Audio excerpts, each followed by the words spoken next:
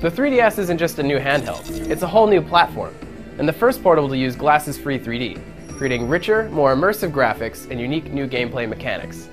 But it's not without its faults, and its biggest strengths also create some of its biggest problems. The 3DS looks and feels a lot like a DSi, but with a few key changes. It's thicker, has a more elaborate case design, and comes in a fancy new glossy metallic finish. The top panel has angular edges that hang over the sides, making it kind of awkward and difficult to fit in your pocket. Its construction is on par with other Nintendo handhelds, which is to say it's reasonably durable and built almost entirely out of plastic.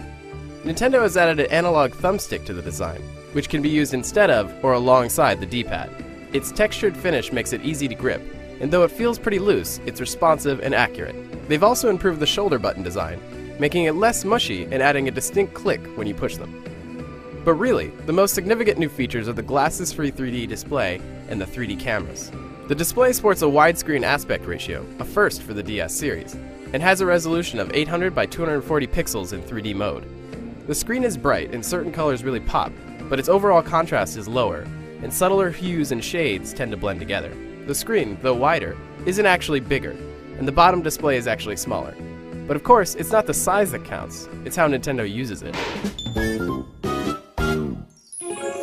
The glasses-free 3D looks absolutely great, with a solid sense of depth and no significant ghosting or distortion. Assuming, of course, you stay within the optimum viewing angle and distance. If you move your head more than a few inches in any direction, or angle your head strangely, you'll lose the 3D effect. Also, moving in and out of that 3D sweet spot frequently and long-term use could be pretty straining on your eyes and even cause headaches. Fortunately, the 3D mode can be turned off and on or adjusted by simply moving the depth slider on the side of the screen. But using the 3D also comes at the price of battery life. When you add the strain of 3D to the powerful graphics performance of the device, the battery can last as little as 2.5 hours per charge, or up to 5 hours if most of the features are turned off. The 3DS's battery performance is obviously a huge concern, limiting its utility for long flights and other similar scenarios. But ultimately, it's a trade-off, and for Nintendo, it's always about the games. The 3DS is capable of some truly great gameplay experiences with its powerful graphics, 3D immersion, and cameras. The launch lineup is diverse, though void of any mega franchises or killer apps. And games like Street Fighter IV 3D lead the pack. But the real must-have games like Zelda and Metal Gear Solid won't make their debut until later this year. But as always, Nintendo has made an effort to pack in software for people to play straight out of the gate. The system comes pre-installed with a suite of augmented reality games, appropriately dubbed AR games, which use the system's 3D cameras and new gyroscope sensor to create mini-games using interactive characters and objects.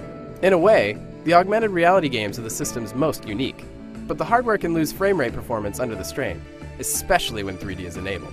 The 3D cameras are a lot of fun, but since the picture quality is the same as the DSi, and you can only view 3D photos on the 3DS itself, there isn't a whole lot you can do with them. The 3DS is truly a remarkable device, but it's far from perfect. And for the $249 asking price, it may be hard to justify. If you absolutely must buy in now, there's plenty of fun to be had, but those who wait may benefit from improved hardware and a wider selection of games later. For more on the 3DS, including game reviews, news, and more, stay tuned to IGN.com.